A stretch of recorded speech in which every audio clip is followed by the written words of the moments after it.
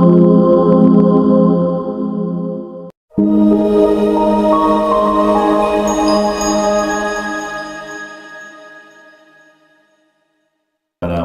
warahmatullahi wabarakatuh.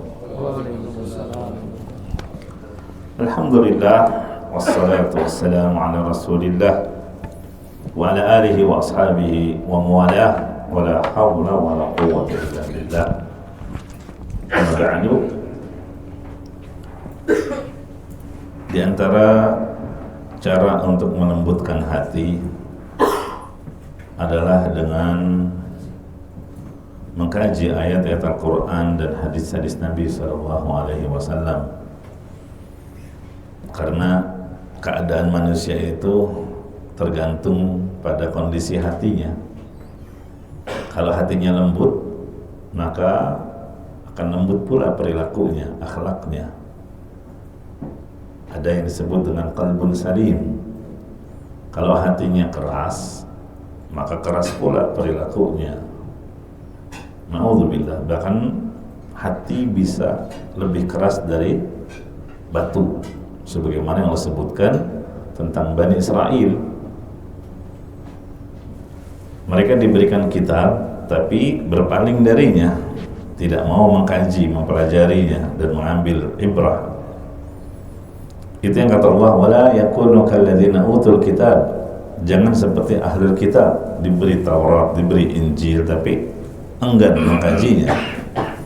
Akibatnya apa? Tsumma qasat qulubukum min ba'di dzalika fahiya kal hijarah. Hatinya menjadi keras, bahkan lebih keras dari batu. Kenapa Allah perumpamakan dengan batu? Padahal benda keras bukan cuma batu, ada besi, ada baja, ada tembaga, ya kan? Tapi kenapa hati? Hati itu kan lembut, tapi bisa keras seperti batu, au asyaddu qaswah, bahkan lebih keras dari batu. Nah, kenapa Allah permisalkan dengan batu? Jawabannya adalah kalau benda lain yang keras tadi kita sebutkan, ada tembaga, ada timah, ada besi, itu kalau dimasukkan ke dalam api dia meleleh, lumer, ya kan? Adapun batu dimasukkan ke dalam api tidak hancur, bahkan dia bisa menjadi sangat panas. Makanya di antara bahan bakar neraka kata Allah, waquduhan nas wal hijarah. Bahan bakarnya neraka adalah manusia dan batu. Iya. Jadi batu asalnya kan bahan bakar yang mudah didapat, kayu bakar. Tapi di akhirat bahan bakar neraka justru penghuni neraka itu sendiri dan batu. Batu itu dipanaskan, sangat panas, sehingga kata para ulama tafsir, batu yang sudah panas itu menempel di tubuh kulit ahli nar, dan itu menyiksa mereka. Nah, itu alasannya kenapa Allah perumpamakan hati yang mengeras seperti batu. Gimana cara untuk melembutkan hati? Ya diantaranya dengan cara mengkaji ayat-ayat Al-Quran dan hadis-hadis Nabi SAW. Duduk di majelis ilmu seperti ini, itu bisa menambah keimanan kita, melembutkan hati kita. Ya. Mari kita baca terlebih dahulu ayat yang kita bahas, ayat yang ke-17. Iya kan? Ya. Kemarin kita sudah bahas 16 ayat. Sekarang ayat yang ke-17, ikuti saya. A'udzu billahi minasyaitonir rajim. A'udzu billahi minasyaitonir rajim. Inna yawmal fasli kana miqata. Inna yawmal fasli kana miqata. Ya. Jadi kita nggak baca basmalahnya, cukup ta'awudz, karena itu yang diperintahkan Allah. Ya, wa idza quri'al fa idza qara'tal qur'ana fasta'idz billah. Kalau kamu hendak membaca Al-Qur'an, ta'awudz. Berta'awudz itu ada 3 redaksi. Ada yang mendasar, basicnya a'udzubillahi minasyaitonir rajim. Ada yang lebih lebih baik dari sekedar itu, yaitu dengan tambahan a'udzubillahis samiil alim minasyaitonir rajim. Jadi setelah a'udzubillah ditambah dua nama Allah As-Sami dan Al-Alim. Ada yang lebih lengkap, a'udzubillahis samiil alim minasyaitonir rajim min hamzihi wa nafthihi wa nafthihi. Nah, itu 3 macam redaksi isti'adzah atau kalimat ta'awudz. Ya, kebanyakan kita taunya cuma a'udzubillahi minasyaitonir rajim. Enggak apa-apa lah, ya. Kenapa nggak baca basmalahnya? Karena kata Ibnu Mas'ud radhiyallahu anhu, bacalah Al-Quran sebagaimana yang tertulis. Kalau mau baca ayat ke-17, nggak ada basmalah sebelumnya. Basmalah itu dibaca kalau dari awal surat, gitu ya. Kecuali kita mau bacanya dari amma yatasaalun, basmalahnya dibaca. Tapi kalau potongan ayat di tengah atau di akhir, cukup membaca ta'awudz saja. Iya, bacalah Al-Quran itu sebagaimana yang tertulis, gitu. Kita lanjut. Inna yawmal fasli kana miqata. Inna yawmal fasli kana miqata. Yawma yunfakhu fis-sur. Yawma yunfakhu fis-sur. Fatatuna afwaja. Fatatuna afwaja. Wa futihatis samaa. Wa futihatis samaa. Fakanat abwaba. Fakanat abwaba. Inna yawmal fasl. Jadi di paragraf ini udah paragraf ketiga berarti ya. Allah membahas tentang dahsyatnya hari kiamat yang disebut dengan yaumul fasl. Jadi hari kiamat itu memiliki banyak nama yang masing-masing nama menunjukkan makna akan kedahsyatan kiamat. Nama hari kiamat Al-Qiyamah. Ada surat Al-Qiyamah, artinya berdiri. Karena pada hari itu manusia akan berdiri menunggu kehadiran Allah untuk mengadili manusia dan jin. Di antara nama hari kiamat yang kita kenal adalah Al-Qari'ah, itu kita sudah bahas. Ya. Di antara nama hari kiamat adalah Yaumul Fasl. Apa artinya hari Yaumul Fasl? Ya. Yaumul Fasl, Al-Fasl artinya adalah pembeda. Jadi pada hari itu Allah akan membedakan antara orang kafir dan muslim mukmin, antara ahli surga dengan ahli neraka, antara yang zalim dan yang dizalimi. Ya, begitu. Akan dibedakan antara penghuni surga dengan penghuni neraka. Itu yang disebut dengan yaumul fasl. Berarti inna yaumal fasli kana miqata, diartikan sesungguhnya hari kiamat. Kalau di situ diartikan hari keputusan ya. Ya. Karena diputuskan siapa yang benar, siapa yang salah, siapa ahli surga, siapa ahli neraka. Itu waktu yang sudah ditetapkan. Artinya pasti datang. Hari kiamat adalah hari yang pasti kedatangannya. La raiba fi, nggak ada keraguan. Ya. Nah, memang hari kiamat itu ada dua, ada kiamat kecil, ada kiamat besar. Kiamat kecil adalah kematian, al-maut. Sehingga setiap orang yang mengalami kematian, datang ajal, ya, itu adalah datang kiamatnya, gitu ya. Dia sudah mengalami kiamat. Jadi orang yang meninggal dunia sudah memasuki kiamat, tapi kiamat kecil. Yang selanjutnya dia akan memasuki alam akhirat. Ya. Meskipun kiamat kubro itu belum datang. Kalau kiamat kubro mencakup seluruh makhluk. Ya. Nah, untuk kiamat kecil, yaitu al-maut, kematian, ya setiap kita sudah ditentukan waktunya, ajal.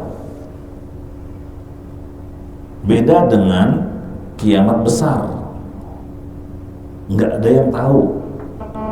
Ya.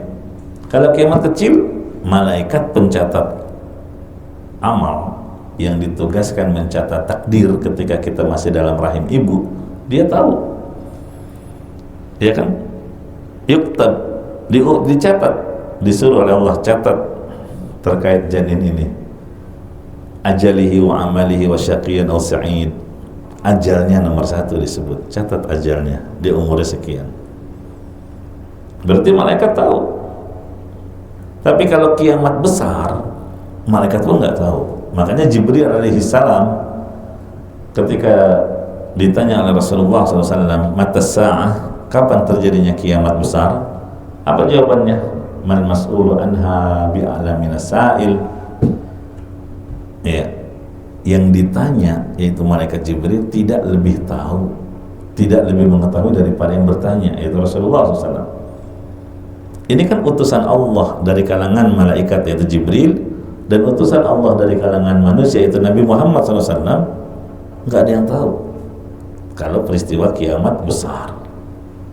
Iya, makanya kalau ada orang prediksi, wah tahun 2002 sekian akan terjadi kiamat, bisa dipastikan kedustaannya. Iya, tukang ramal aja itu. Ya. Nah, memang sih Nabi kabarkan kiamat itu terjadi di hari Jumat. Tapi kan nggak tahu Jumat yang mana, di bulan apa. Ya. Bulan apa, tahun berapa, cuma dikasih bocoran Jumat aja. Ya. Tapi nggak tahu Jumat pekan keberapa, di bulan apa, tahun berapa. Tetap aja berarti menjadi rahasia. Ya kan? Nah, makanya kenapa disunahkan di subuh hari Jumat disuruh baca as-sajdah dan al-insan, sunnah. Sebagai pengingat nih, hari Jumat nih, hari yang Rasul kabarkan akan terjadi kiamat. Bersiap-siaplah kalian, kali aja nih hari terjadi kiamat.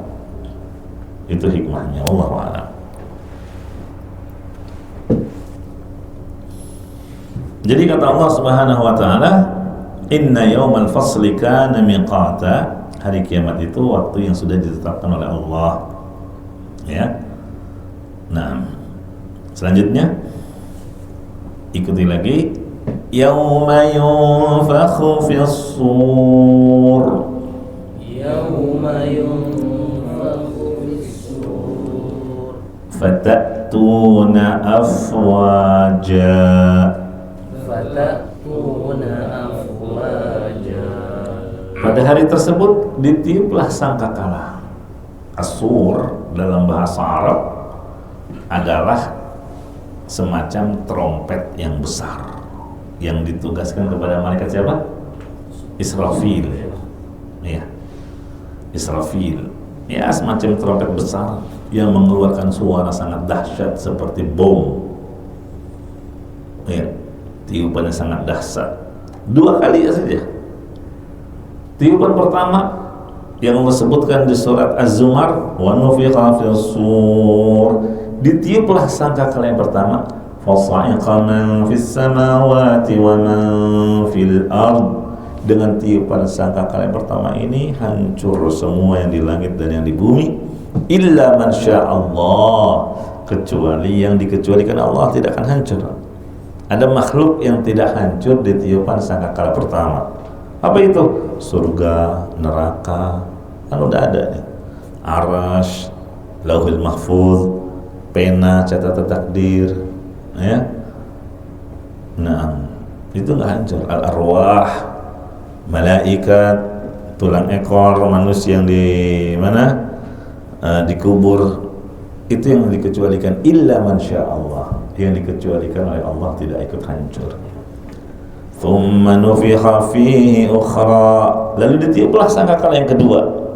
Fa idza hum qiyamun yanzurun. Ini disebut dengan tiupan al-ba'ts, kebangkitan. Karena tiap-tiap manusia seluruhnya tiba-tiba bangkit dari kubur dan berdiri di mahsyar. Ya, di sini disebut fatatuna afwaja. Kalian akan datang kepada kami, ini Allah, dalam keadaan berkelompok-kelompok. Ya. Kelompok beriman, kelompok kafir, kelompok LGBT, kelompok ateis. Makanya ketika di dunia kita masuk ke dalam kelompok mana, disitulah kita akan digabungkan bersama kelompok ketika kita di dunia. Kalau ingin digabungkan bersama kelompok kaum mukminin, bergabunglah di dunia bersama orang-orang yang beriman. Ya, selektif dalam memilih teman. Begitu. Lanjut. Ayat yang ke-19. Wa futihatis samaa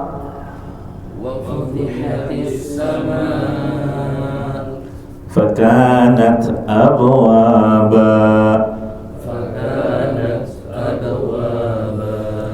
wa futihatis samaa'u fakanat abwaba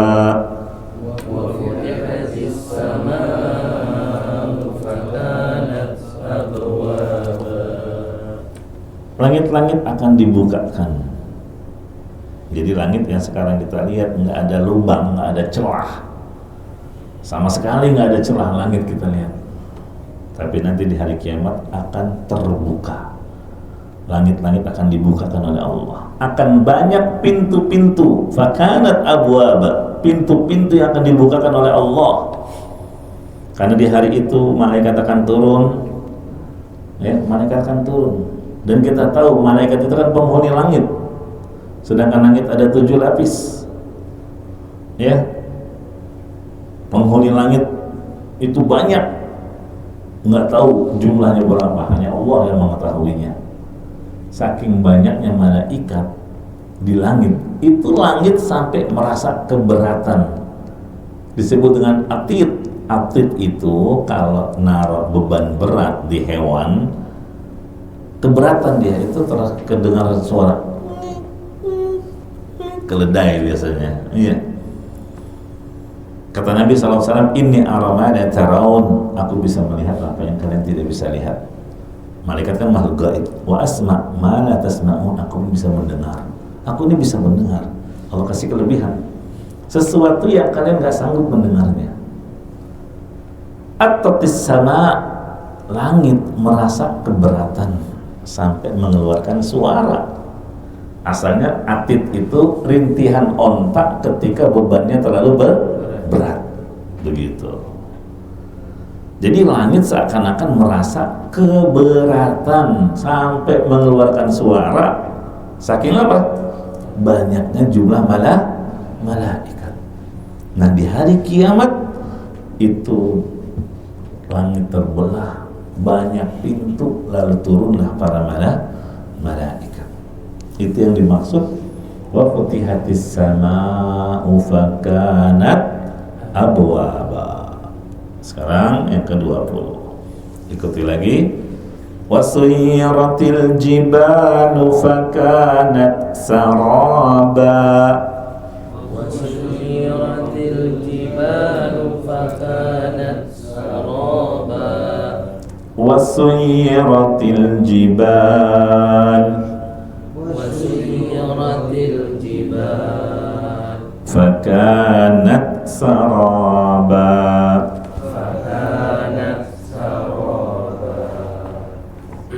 Nah, sekarang keadaan gunung yang kita lihat sekarang sangat kokoh, itu nanti di akhirat, di saat kiamat, ya, dijalankan sujirat. Jadi diangkat oleh Allah, terus diterbangkan di udara, dibenturkan sehingga hancur. Ini kapan terjadinya?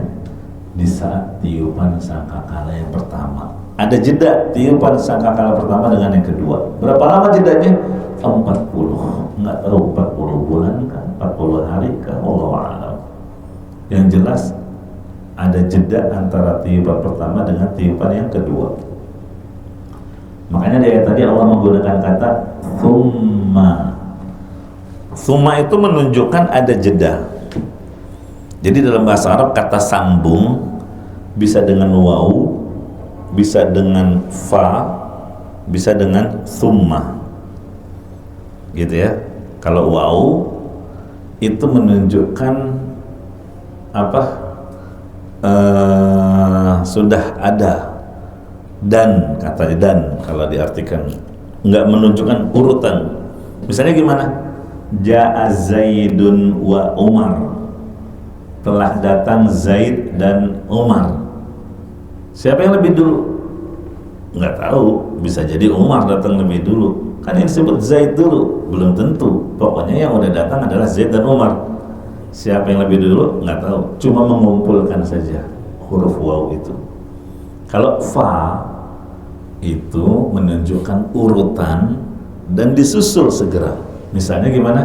Ja'a Zaidun fa Umar. Pasti Zaid lebih dulu datang. Nggak lama kemudian disusul oleh si Umar. Itu huruf fa. Makanya di Al-Quran Allah menyebutkan apa? Thumma sabila yassarah thumma amatahu fa aqbarah. Orang kalau meninggal pakai fa aqbarah berarti apa? Segera dikuburkan. Iya, segera. Kalau thumma ada jeda, ya. Misalnya ja'a Zaidun thumma Umar. Zaid sudah datang, tapi beberapa saat kemudian, bisa sejam, bisa 2 jam, disusul datang baru Umar. Jelas perbedaannya? Nah, itu kalau belajar bahasa Arab. Iya. Nah, di sini disebutkan sayyaratil jibal fakanat saraba, atau tadi disebut thumma nufikha fihi ukhra. Allah menggunakan kata thumma menunjukkan tiupan pertama sangkakala dengan tiupan yang kedua ada jedanya 40. Iya. Itu keadaan gunung, ya, keadaan gunung dihancurkan oleh Allah Subhanahu wa taala sehingga bumi yang sekarang ini banyak gunungnya menjadi rata. Bumi akan dijadikan padang mahsyar, dimodif oleh Allah. Bagaimana bentuk modifnya? Nah, di antaranya apa? Bumi yang bulat menjadi rata, datar. Bumi yang tadinya ada tanjakan, dataran tinggi, dataran rendah, pada turunan nanti rata, nggak ada lagi tanjakan dan turunan.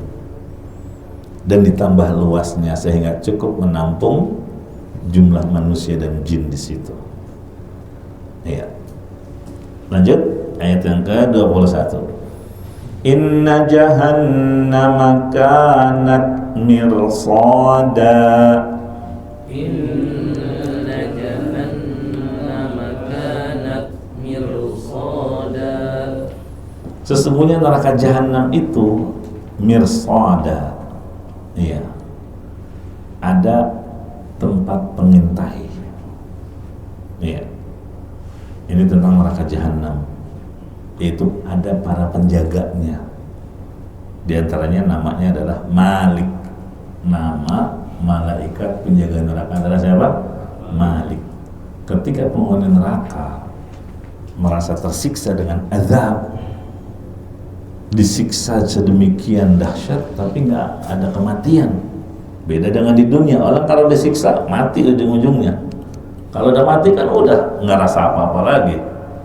Mereka berangan-angan sampai dia bilang kepada penjaga penjaga neraka, yaitu para malaikat, disebut ya Malik liyaqdi alaina rabbuk. Wahai Malik, sampaikan ke Tuhanmu, mendingan kita dibikin mati aja daripada disiksa begini terus.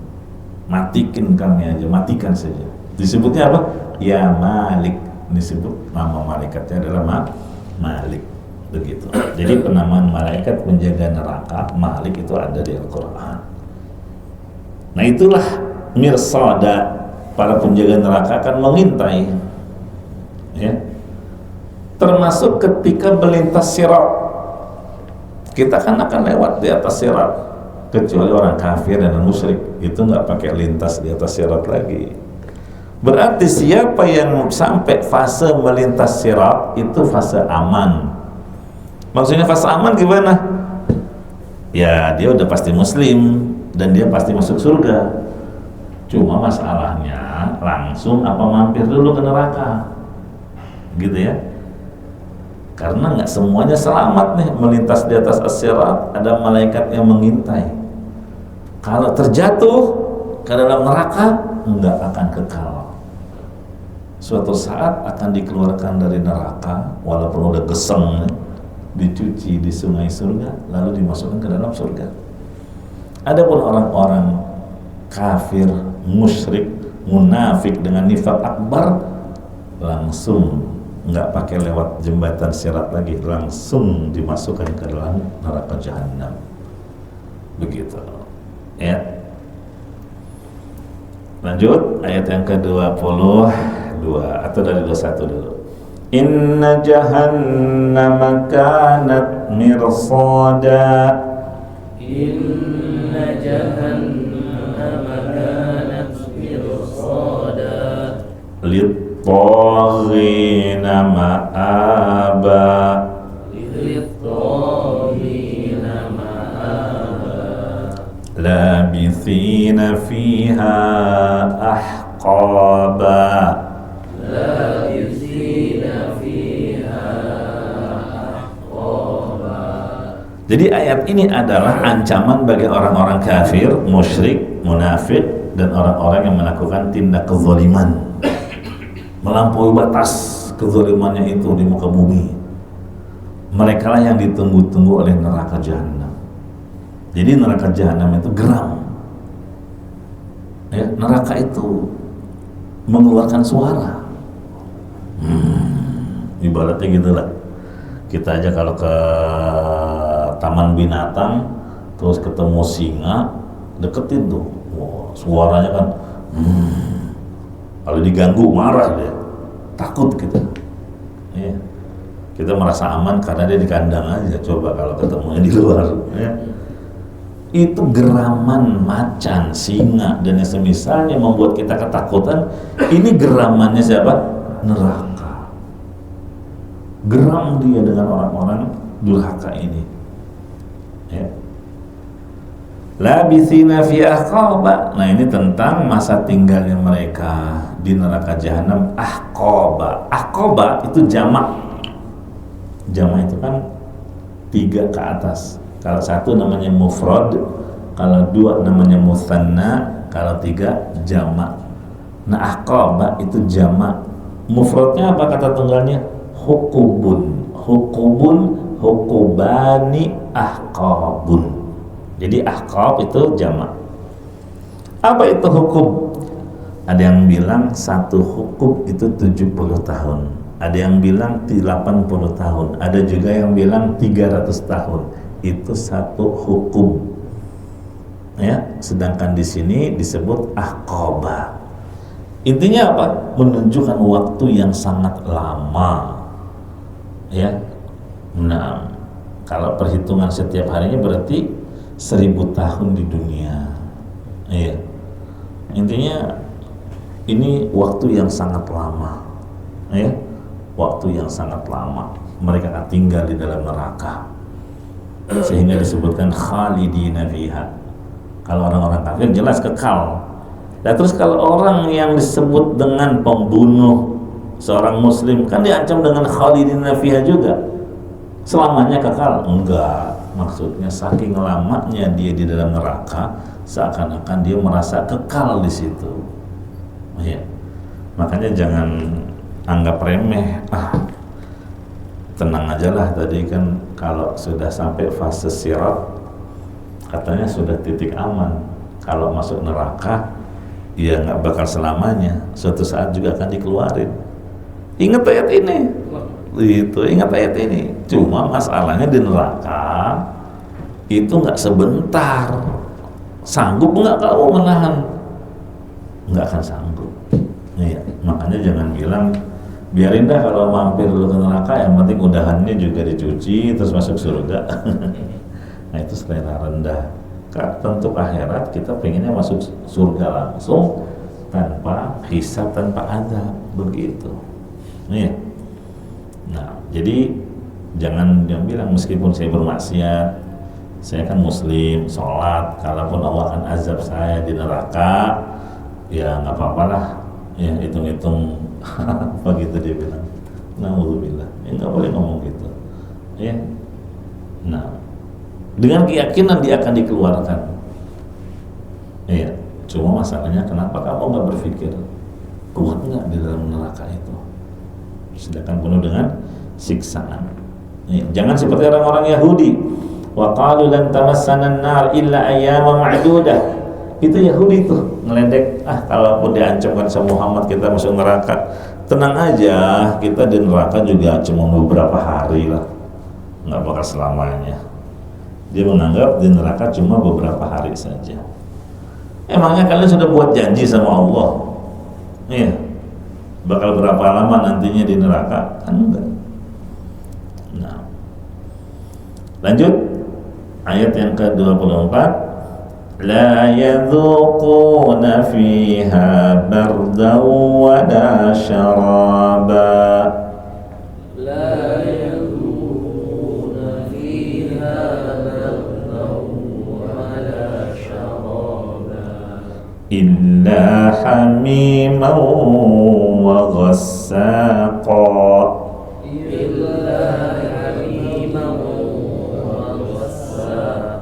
Tuh, diingat lagi, tadi ternyata di neraka nggak sebentar loh, lama. Terus pasti kehausan, saking panasnya. Sementara kata Allah di neraka jahanam nggak ada merasa kesejukan sedikit pun, nggak ada minuman yang bisa menghilangkan dahaga sedikit pun. Ini nggak ada minum yang bisa menghilangkan rasa haus. Bayangkan itu, ya. Sejuk aja nggak ada, apalagi dingin. Iya. Jadi mereka tidak akan diberi minuman, ya, dan tidak akan merasakan kesejukan. Illa hamima wa ghassaqa. Kalaupun mereka merasa haus, ternyata yang ada air yang mendidih. Hamim itu puncak panas. Kalau kita puncak panas 100 derajat, ini lebih dari itu. Wa ghassaqa, kata para ulama, kebalikannya, dingin tapi yang sangat luar biasa dinginnya. Jadi jangan dikira siksa neraka semuanya panas.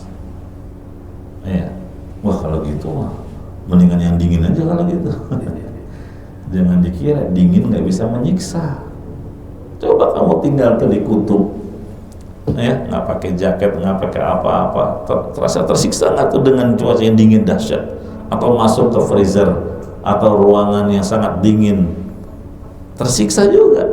Jadi siksaan di sini ada yang panas dan ada yang sangat dingin. Loh, emang bisa satu tempat kok jadi dua rasa? Nah, itu di dunia freezer, kulkas, belakangnya mah panas, ya kan? Dalamnya mah dingin. Itu di dunia ada, dan itu buatan manusia. Bagaimana lagi dengan Allah Azza wa Jalla? Yang jelas Allah kabarkan seperti itu.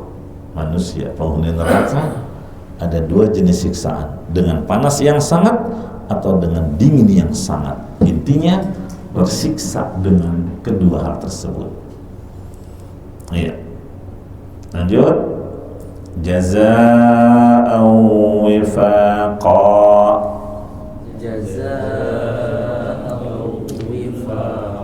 Nah, itu Allah Maha Adil. Kenapa mereka merasakan seperti itu? Balasan yang setimpal dari Allah. Allah nggak mungkin membalas melebihi dari apa yang mereka lakukan di dunia. Itu setimpal. Iya. Balasannya setimpal atas semua perbuatan dan kedurhakaan mereka. Innahum kanu la yarjuna hisaba. Innahum kanu la yarjuna hisaba. Ini dia sebabnya. Dulunya di dunia dia nggak beriman akan adanya hari kebangkitan. Mereka menganggap kehidupan cuma sekali di dunia aja, nggak ada yang namanya hari kebangkitan, apalagi hari balasan amal, nggak ada. Makanya ngomong hidup di dunia puas-puasin dah gitu. Wa kadzdzabu bi ayatina kidzaba, mereka mendustakan ayat-ayat kami. Banyak ayat-ayat Al-Quran yang menjelaskan tentang adanya hari kiamat, adanya hari kebangkitan, tapi semua didustakan oleh mereka. Ya. Wa kulla syai'in ahsaynahu kitaba, segala sesuatu dicatat oleh Allah. Artinya apa? Tidak ada kemaksiatan apapun yang luput dari catatan Allah. Ya, dan itu akan dihadirkan. Ya, makanya ingat kalau mau berbuat maksiat, wah nanti saya bakal diperlihatkan ini. Ya, akan melihat apa yang kita lakukan. Nggak ada satu kemaksiatan pun yang nggak dicatat. Semua dicatat malaikat dan akan diperlihatkan. Iya. Fadzuqu falan nazidakum illa azaba. Wah, ini ayat yang paling ditakutkan penghuni neraka. Kenapa? Kata Nabi SAW, Abdullah bin Amr, ma unzilat an ahli nar ayatun qad asyaddu minha. Enggak pernah turun satu ayat pun yang lebih berat bagi penghuni neraka daripada ayat ini. Kenapa? Emang isinya apa? Allah berkata, fadzuqu, rasakanlah azab, falan nazidakum illa azab, kami tidak akan menambah pada kalian kecuali azab. Jadi azab di neraka itu bukan semakin hari semakin berkurang, semakin bertambah dahsyat. Semakin bertambah dahsyat, ya. Nah, ini yang bisa kita bahas, ya. 30 ayat yang ke-30 ya. Berarti next kita akan berbicara tentang kebalikannya. Innalil muttaqina mafaza. Kalau tadi tempat kembalinya orang-orang yang durhaka, orang yang kafir, nah nanti dibahas setelahnya tempat kembalinya orang-orang yang beriman dan bertakwa. Itulah yang disebut mathani. Al-Quran itu basyir dan nadhir. Ada berita gembira, ada berita ancaman. Nah, ada pertanyaan? Ya. Terkait ketika seseorang yang masuk ke dalam neraka jahanam, ya. Kemudian ada salah satu keluarganya, misalnya orang tuanya masuk neraka jahanam tapi anaknya amal Quran. Nah, pertanyaannya, apakah tetap dihabiskan dosa-dosanya terlebih dahulu baru diangkat, atau si anak yang itu bisa mengangkat orang tuanya sebelum dosanya itu habis? Iya, barakallahu fiik. Kalau orang tuanya kafir, murtad atau musyrik, maka anaknya yang saleh tidak bisa menolong ayahnya. Ya, yang kafir, musyrik atau murtad menurut pandangan syariat. Di kacamata Allah Subhanahu wa taala dia tidak lagi muslim. Iya.